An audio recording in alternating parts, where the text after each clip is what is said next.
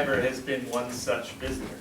With a cast and crew of 15, the tale of Shanter, which presents a picture of the drinking classes in a Scottish town in the late 18th century, has been recreated as a play for puppets and you.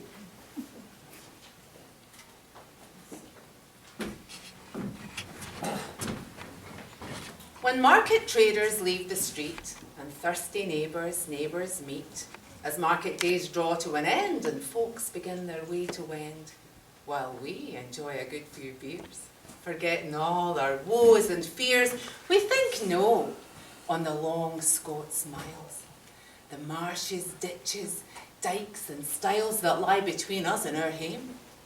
Where sits our sulky sullen dame, gathering our brows like gathering storms, nursing our wrath to keep it warm.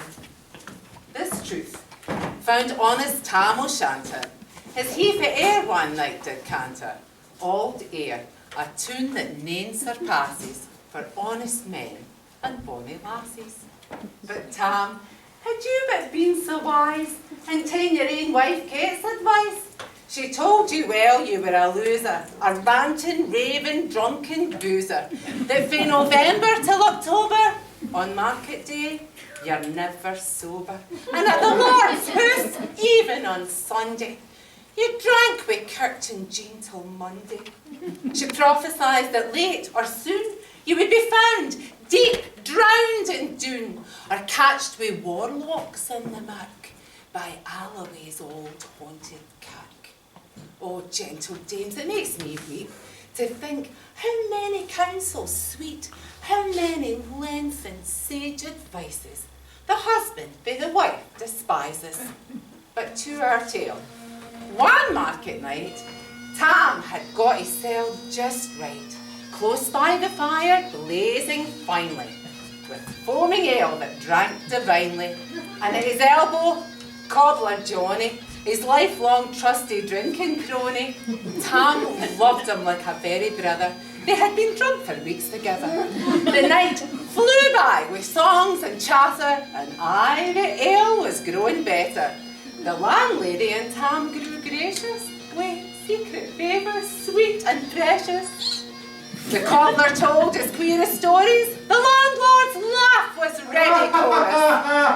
Outside the storm might roar and rustle, Tam didn't mind the storm a whistle. Here was a man so full of cheer, he cared not if he drowned in beer.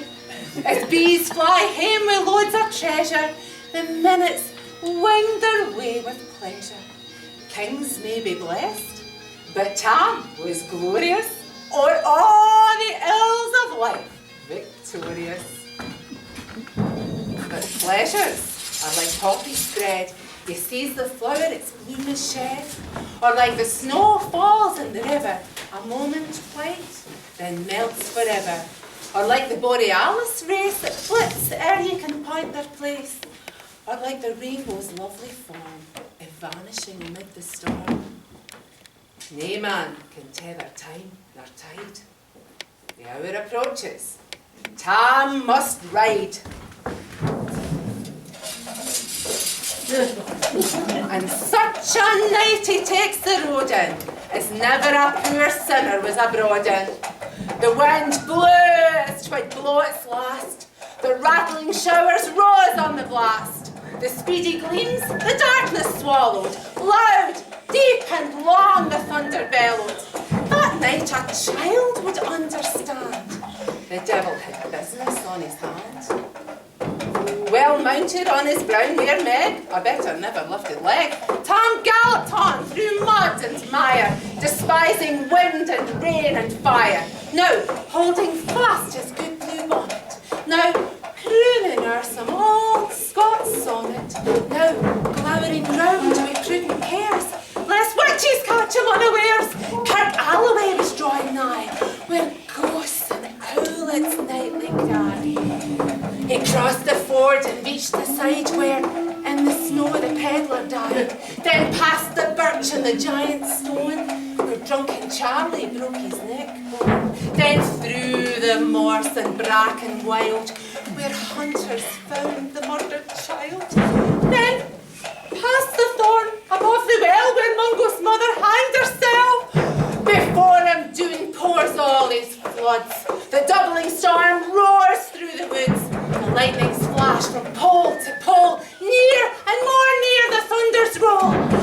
when glimmering through the groaning trees, Kirk Alloway seemed all ablaze.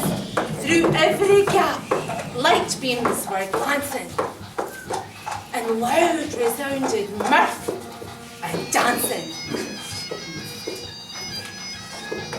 Inspiring bold John Barleycorn, what dangers thou wouldst make us scorn.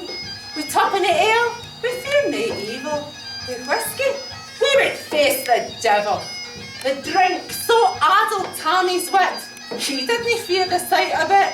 But Maggie stood, full well astonished, till by the heel and hand admonished, she ventured forward on the light, and wow, Tam saw an unreal sight.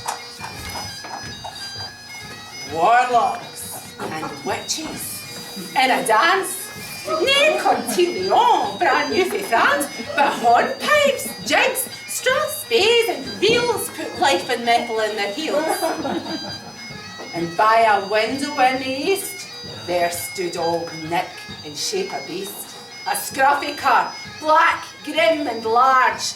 To give them music was his charge. They squeezed the pipes and made them sing till roof and rafters all did ring. Coffins stood round, each open wide, to show a shrouded corpse inside, and by some devilish magic sleight, each in his cold hand held a light. As Tammy stood amazed and curious, the mirth and fun grew fast and furious. The piper loud and louder blew, the dancers quick and quicker flew. They reeled, they set, they crossed, they linked, till each began to sweat and stink.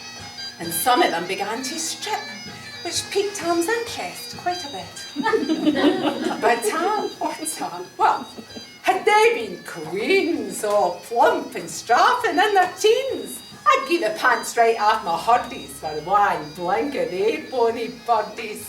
But withered beldams, old and droll, ugly enough to suckle a foal, leaping and jumping out of stickings, I wonder it didn't make you sick.